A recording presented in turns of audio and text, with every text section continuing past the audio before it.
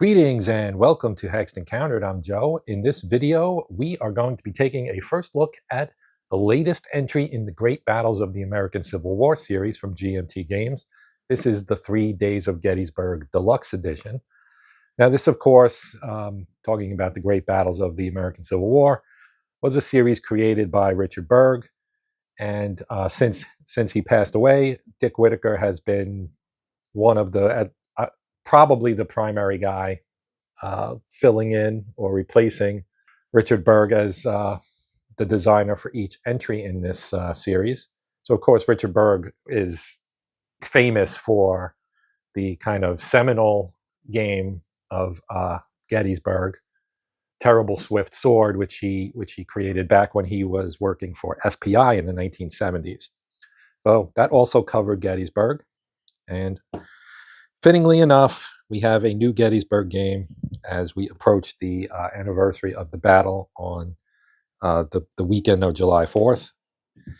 And here is the back of the box. As you could probably tell, this is a nice chunky box, very large.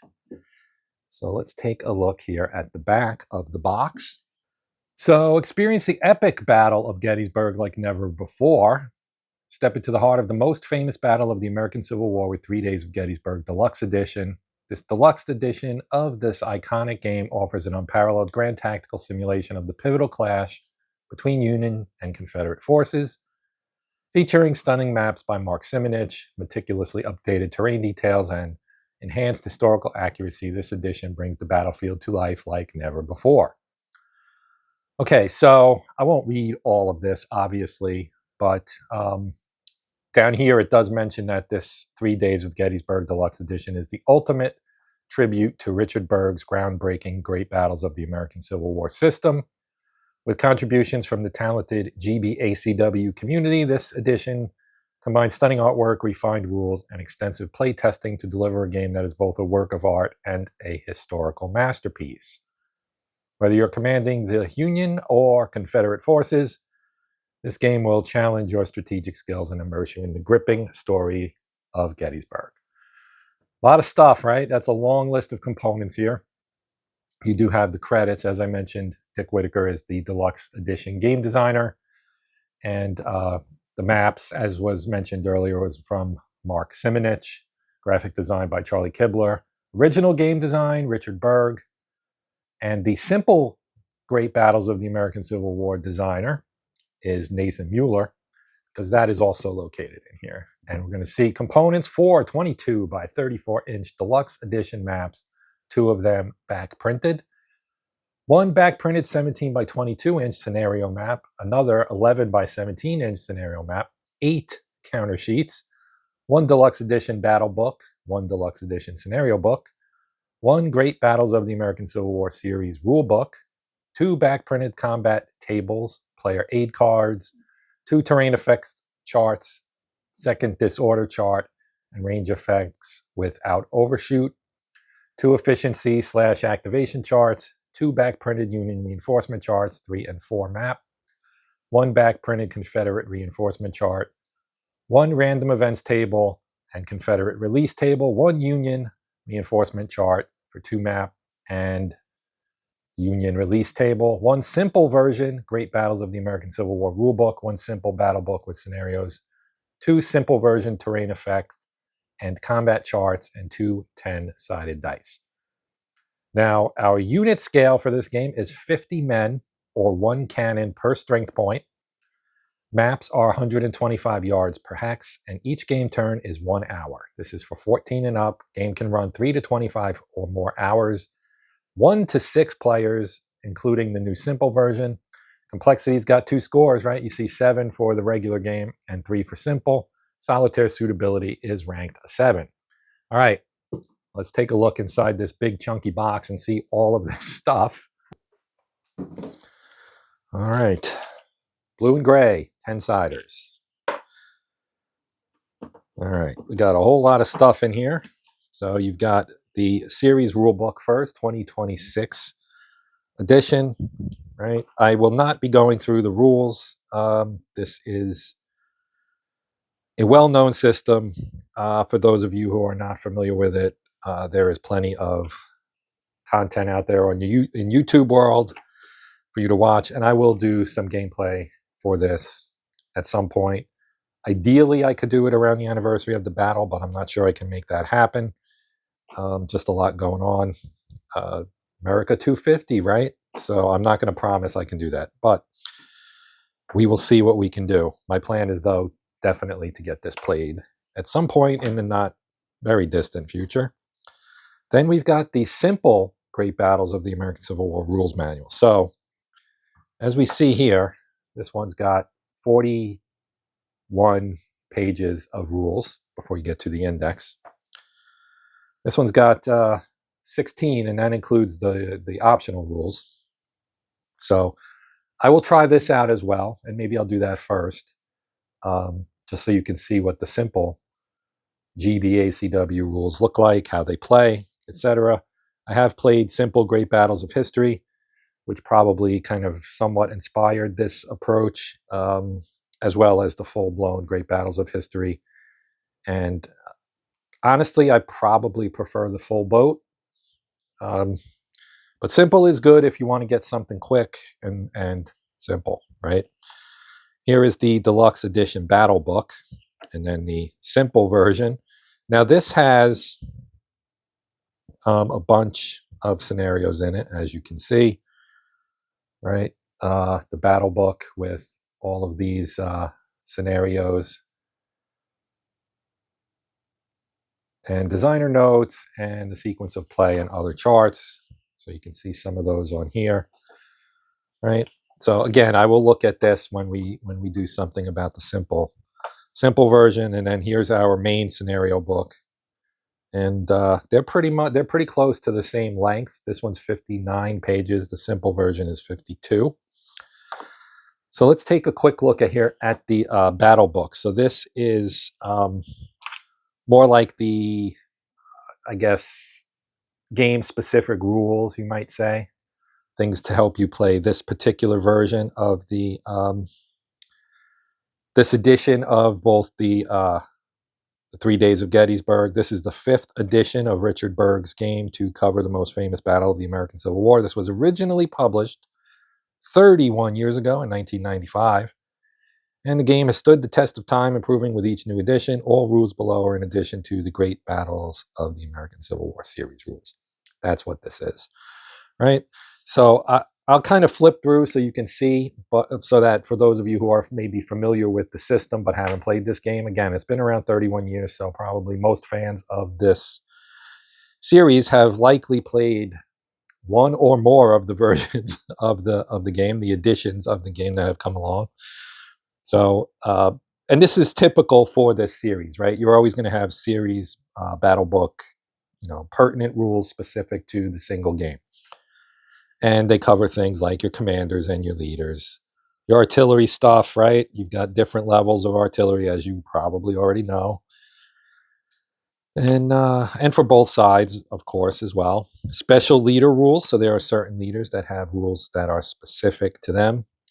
Major General Warren from the Union, Major General Trimble from the Confederacy, Brigadier General Alfred Iverson, the sickly General Hill, General James Pete Longstreet, he's a fairly famous one, Major General Henry Slocum, Major General John Reynolds, and Major General Winfield Hancock. And we have General William Pendleton. He was the leader of the Army of Northern Virginia's artillery. So then you have things like there's separate skirmish rules for the skirmishers that you can put out. Movements, terrain effects that are specific to Gettysburg. Fire combat in town, right? A lot of the Civil War battles were not fought in towns. This one was not entirely in town, of course, but did have some. Yeah, so more terrain stuff, retreating. So this is all stuff about being in Gettysburg itself. Then you've got the unfinished railroad cuts, line of sight, how that is affected by your railroad cut, right? The Lots Ridge Bridge, farms, more line of sight stuff, canopy of trees, exceptions to slope rules, opportunity fire, all kinds of interesting things. Elite infantry, or elite units, rather. Special units, you've got green units, right? That it says no units in this are denoted as green, because the designer could find little historical record of the untested units at Gettysburg displaying the characteristics of green units as defined in the series rules, right? So maybe their training was up to snuff, or they performed particularly well. Then you've got breakdown units, sharpshooters, engineers, breastworks, night rules, special artillery rules, random events, skirmisher rules. So here's the skirmisher stuff: order system, stacking, extension, movement, fire combat, shock assault, combat rounds, combat effectiveness and rally, fatigue. Then the developer notes, or you too can be a game developer. I might read that. That's an interesting subtitle there. Designer notes. There's a lot of these. It's pretty extensive.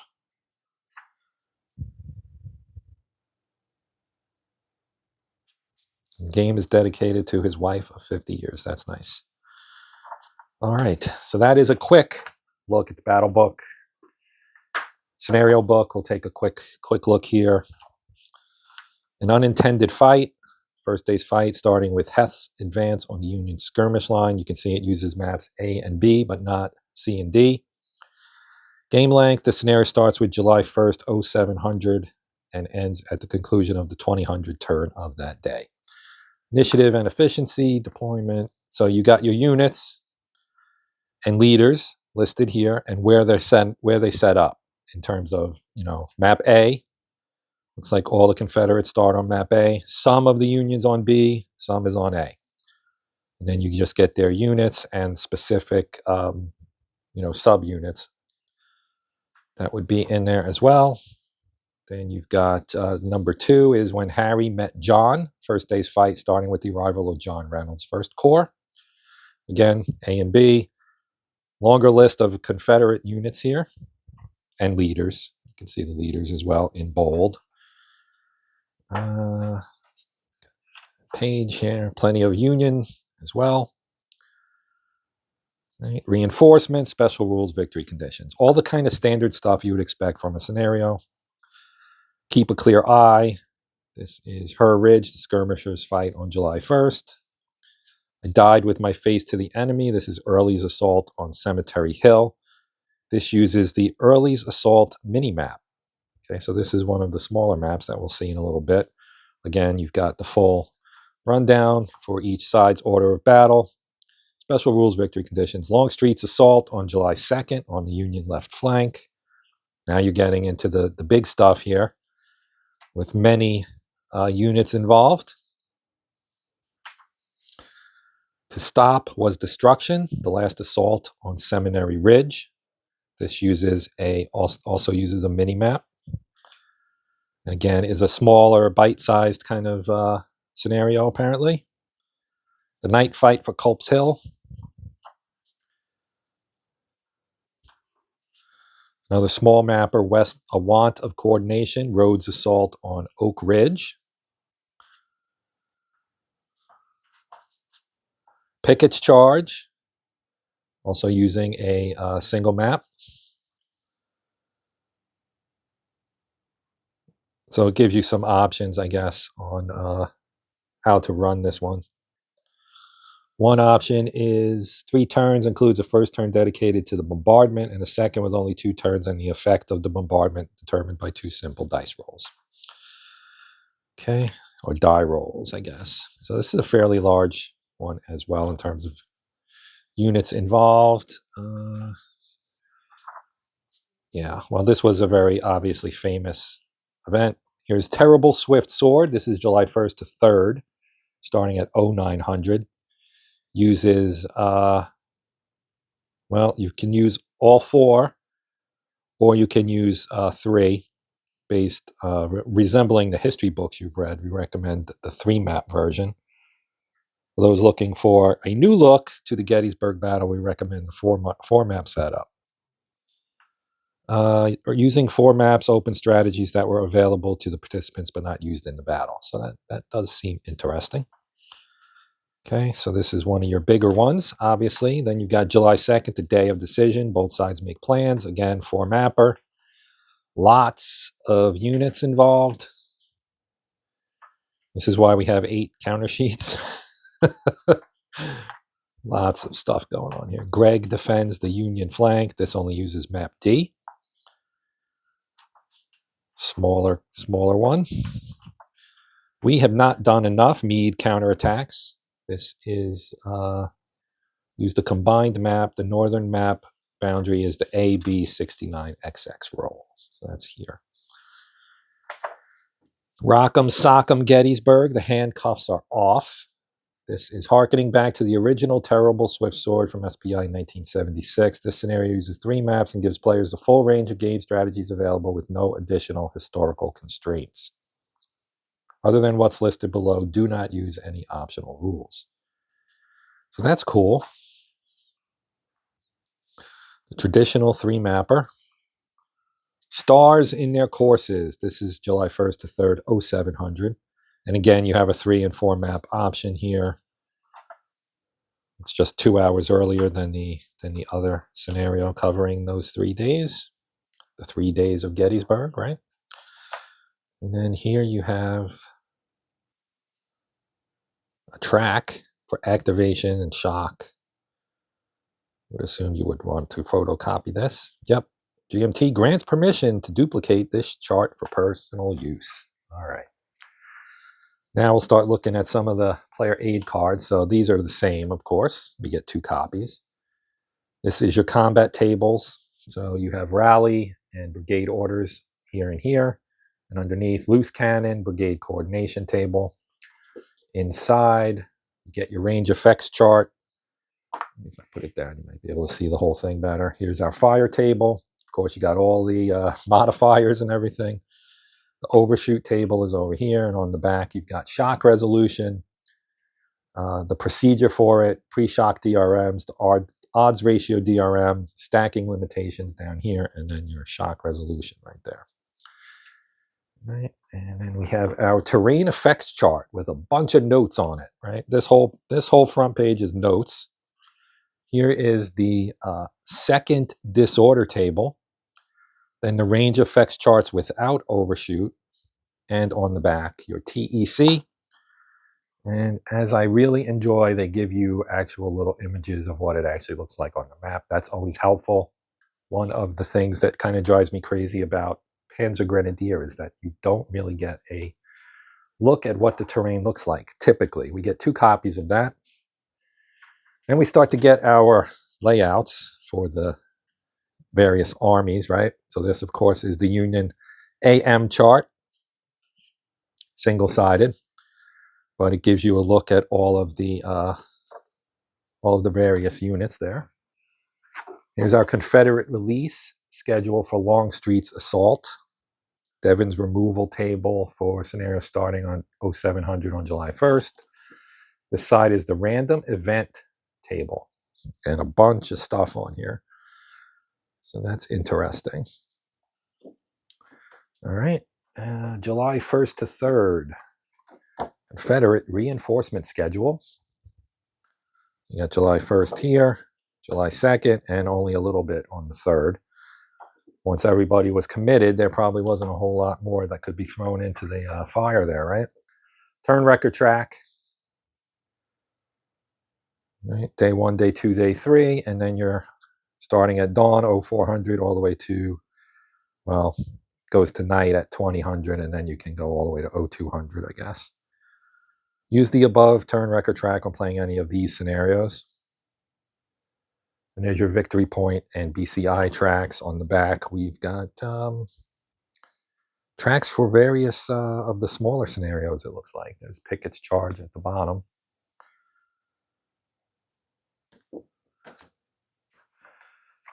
Here's the Confederates AM chart. Again, single-sided, similar to what we saw with the Union, much smaller. Here's our July 1st reinforcement schedule for the 2-map scenario. So you can see that. And on the back, the federal release schedule for Longstreet's assault. And we have the July 1st to 3rd Union schedule for 3 map. And the Buford withdrawal schedule. And then you got the 4 map version without Buford's withdrawal schedule. And we have another player aid card. This one has your fire table, your range effects charts, different weapon types, as you can see, right? Infantry, mounted cavalry, and then your other things, basically your artillery, right? And the TEC, this is the simple version. Well, it does say simple version. I missed that originally, but I saw simple version here. So this is the simple version. I was going to say, I thought we already saw this stuff, but this is the simple version. And we do get 2 copies thereof. And now, we got the maps, but I like to save the maps for last. There are a lot of maps. Oh, sweet. I didn't know they gave us, look at this. How about that? Ooh, a tray. That's old school for sure, man. All right, here we go. 8 sheets of counters. So there you go. You've got Robert E. Lee right there. And then, of course, Longstreet, Ewell, A.P. Hill. It's got 2. Pendleton. There's Pickett, McLaws, Hath, etc. Hood, Johnson, Early, Rhodes, all those guys. Stewart. Lots and lots of leaders, right? And we have some unit markers. And then over here we have the Americans. The Americans. Yeah, they're all Americans. The Union, you know why? I saw this and I was like, hey, U.S. Army. Yeah, exactly. The Union, you got Reynolds, Hancock, Sickles, Sykes, Sedgwick, Slocum, Hunt, etc., right? And then a bunch of other guys here as well. There's Meade, the man in charge, right here. The Army of the Potomac. Much maligned Army of the Potomac, at least for the first couple years of the war. And so same kind of thing. Leaders and, well, there's a random event marker. And some formation counters. They are, of course, double-sided. So you can see what the backs look like. Right? Then we get some fighting units here. So this is counter sheet 2. And you can see in true style of the GBACW, you get the actual regimental markers on here. So the 4th Alabama, 15th Alabama, right? You got the South Carolinians, the Georgians, Virginia, of course, North Carolina, Louisiana.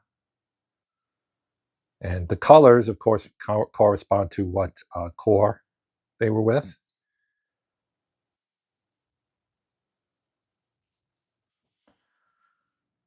And we get some Union on this side. So you can see Michigan, Wisconsin, Indiana, Pennsylvania, Massachusetts, New York, the New York Zouaves there with their red pants.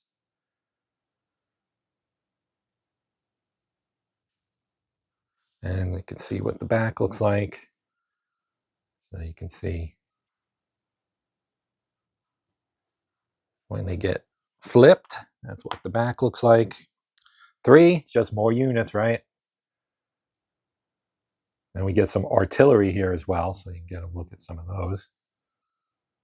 It tells you who they're attached to.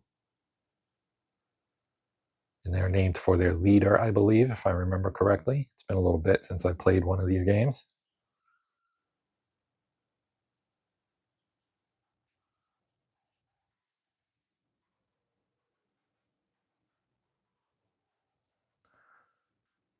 Solid artwork, nothing overly fancy. Gives you the info you need. Nice solid design, right? I'm sure there are people that are like, oh, I don't like it, but to me, these are really nice. And there's my old home state of New Jersey.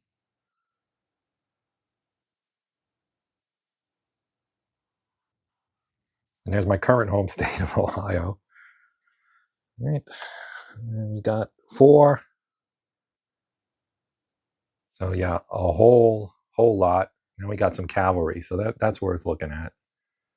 The cavalry there, you can see.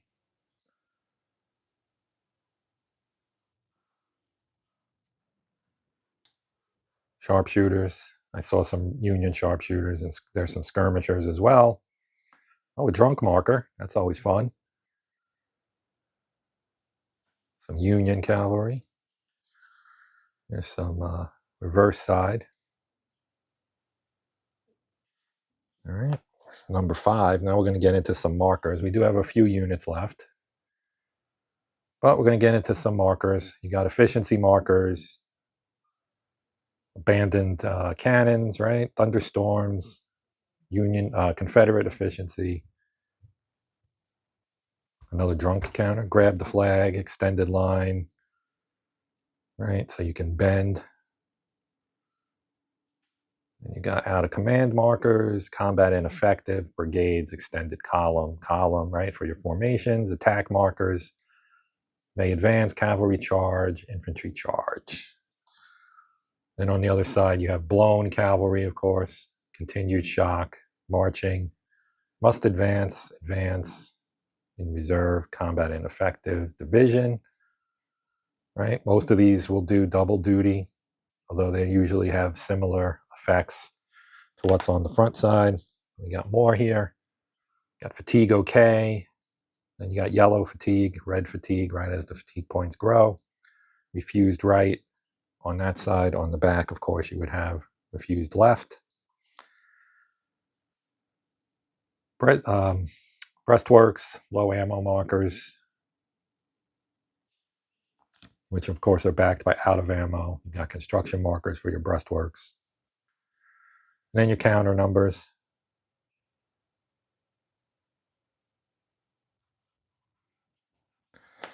All right, more number markers. Then you got collapsed markers here. Some level 2. We got our time and day markers there at the bottom. Some more efficiencies, first to the wall for both sides. On the back, collapsed. Again, construction, so on, right? Lots of numbers. Okay. And the final sheet here. Got some more units here. Some leaders and forces. You got Van Dorn, Price, McCullough, Jones, Rust, Maury, Roan, Little, Hebert, and Green.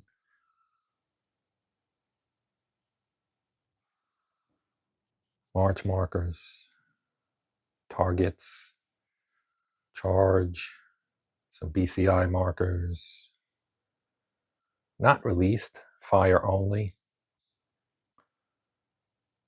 There's Pope. Flip it over. Skipped activation. Right. Just reverse of the units. You got rally markers, charge markers, no brigadier. Lee is not Lee, begins and ends. Lee and Longstreet begins and ends. So those are the counters, leaving just the map. So let's, I'll probably do these one at a time. We'll start with map A, which is right here. So I'm going to pause a moment and spread it out, reframe the shot, and then we'll take a look. Okay, here it is, a nice Mark Simonich map. This is the leftmost map, map A.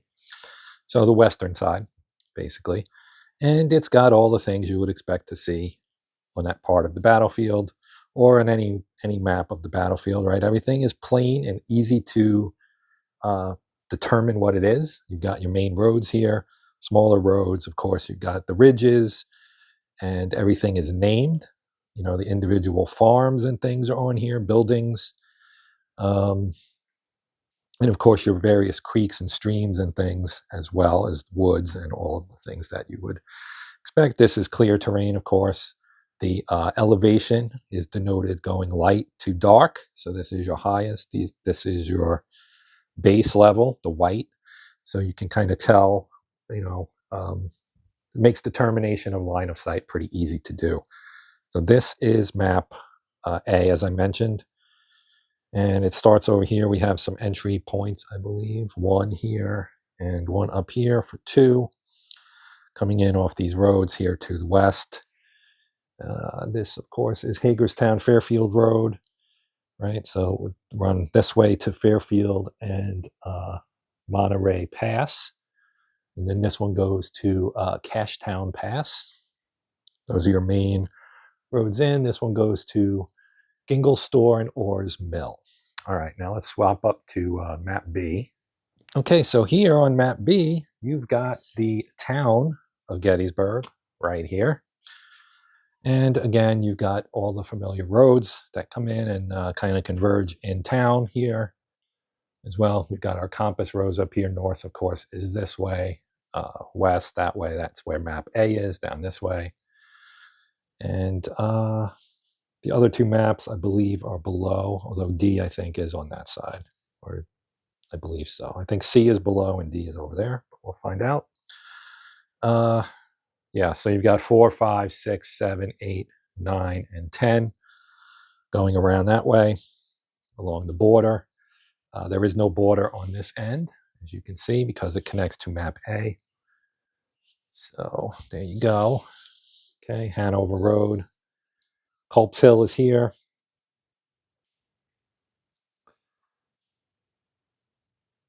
All right, so this, and then here's Harrisburg Road and Hanover Road, York Pike. Down here we've got Taneytown Road, Emmitsburg Road, Baltimore Pike. So there's your kind of main arteries leading off here.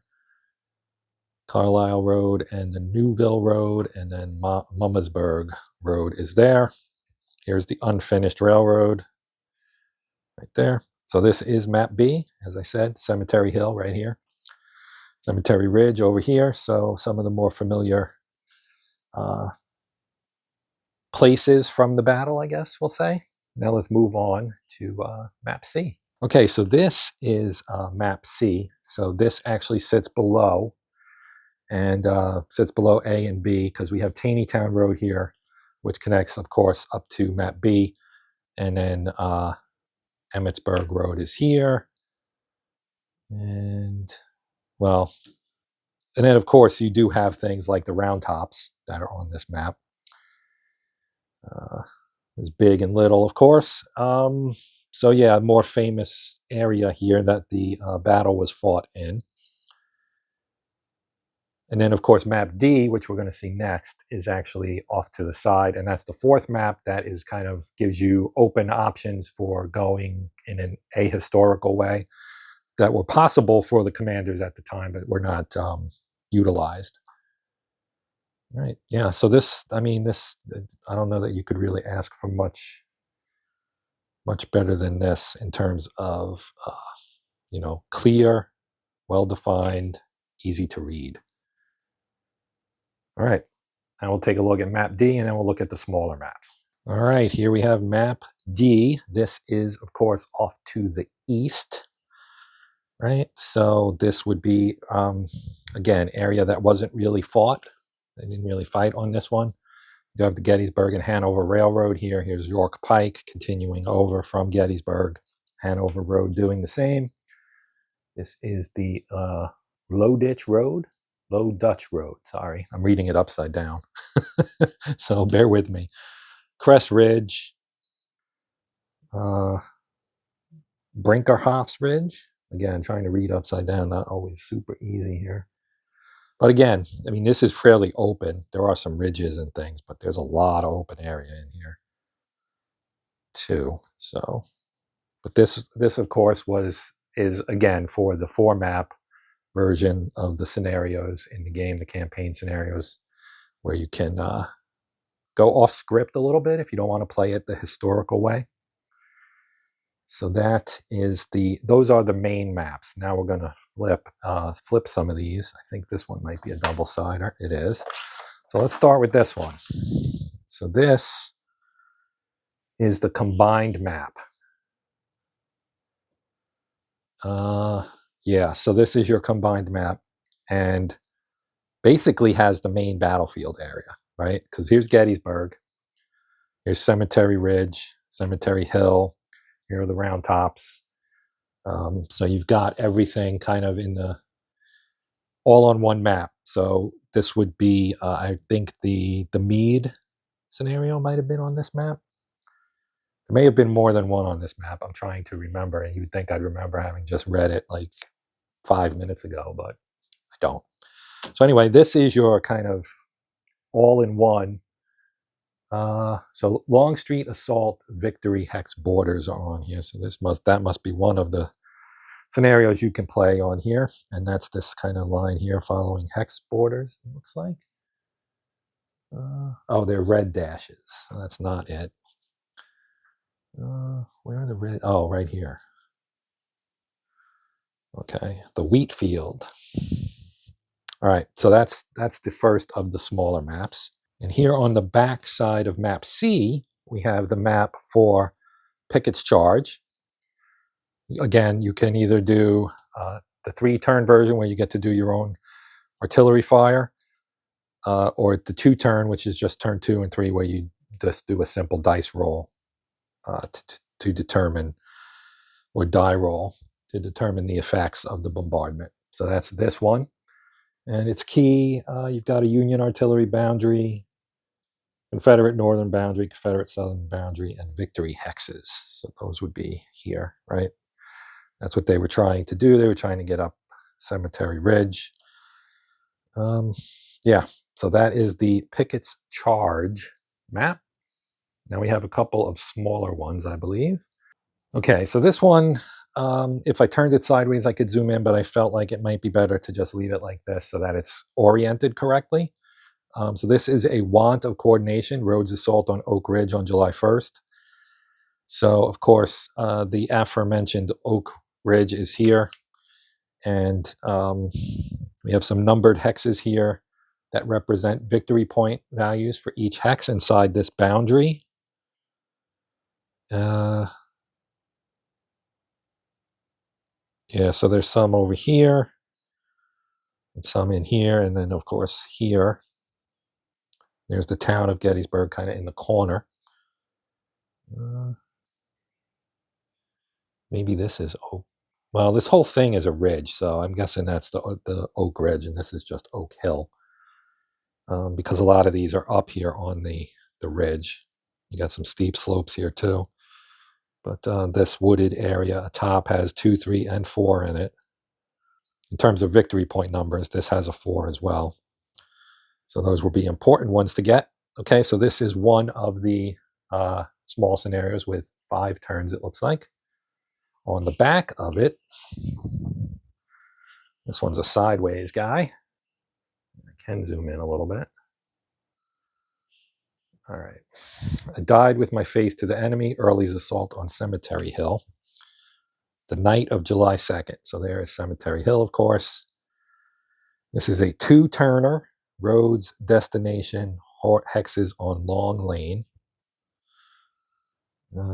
So those are Cemetery Hill. This is it's the smaller dashed lines, which are over here. Long Lane. Okay. Right. Interesting. Okay. 2-turner. Now we have one more small one. I won't even pause here. I'm just going to fold that, and I'll bring this guy over. This is the smallest of all the maps. Really small. Yeah, pretty small. Okay, so this one is To Stop Was Destruction, the last assault on Seminary Ridge. Right there. Late afternoon, July 1st. And they have red, white, and blue victory point hexes. Red is worth 3. Blue is 4 and 5. White is 5. So here are the whites, some blues, and some reds. And, of course, there's the ridge. And this is facing to the east, is this way, up. So if you wanted to get a sideways view of it, there it is. And on the back of this, since I turned it that way, this being the smallest, we can really zoom in on it. Okay, this is Culp's Hill, night fight for Culp's Hill, July 2nd. Culp's Hill's right here, pretty big. And again, you've got victory point hexes all in here. Level 2 breastworks. The inside the point is the rear, outside the point is the front. Union artillery fire border. Looks like it runs in this area, like this, kind of. So, yeah. And this is a 4-turn scenario. All right. Well, that is going to do it for our look at the 3 Days of Gettysburg Deluxe Edition. Again, Great Battles of the American Civil War from GMT Games, the series. Designer, of course, Richard Berg. This game design for the Deluxe Edition was done by Dick Whitaker. And yeah, a lot of game in this box. I mean, Gettysburg was, of course, a monumental battle. And a much, well, how to put this? It's a very popular topic for war games, let's put it that way. But yeah, this is probably one of the better treatments. A Most Fearful Sacrifice, that one is, in my opinion, really top-notch as well. I'll have a more refined opinion of this guy after I get to play it, which I have not done yet. But I will do so, and I will share that with you. And we'll see how that goes and when I get to it, because, as always, I have a lot that I want to get done, and I have to slot things in. And, yeah, we'll see how things go. I have plenty of Civil War things I could do, so I may do like a Civil War month and just try and do 3 or 4 different games, or maybe 2 or 3 might be a more realistic goal.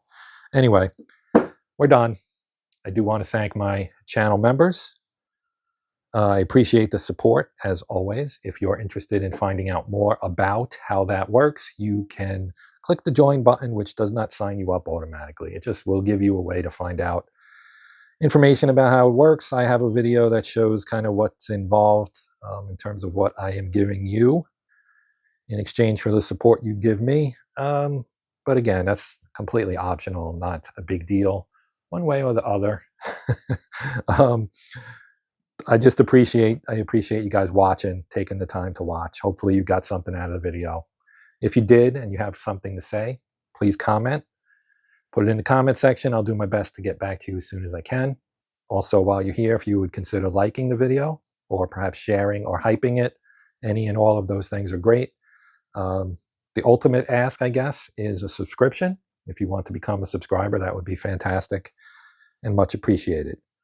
But again, even if you don't do any of that stuff, hopefully you will come back and check out some more videos here on my channel at some point in the future.